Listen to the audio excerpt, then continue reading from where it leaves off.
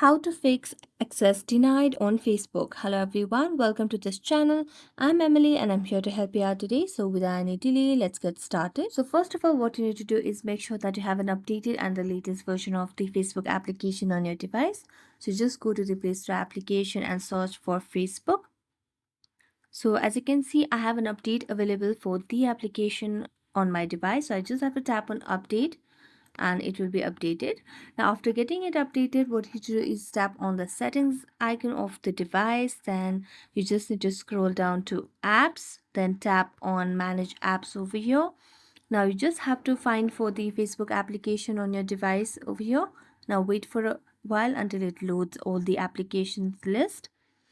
After that, tap on Facebook and then you'll be able to see the option of clear data at the bottom right corner of the screen. So just tap on clear cache and then tap on OK.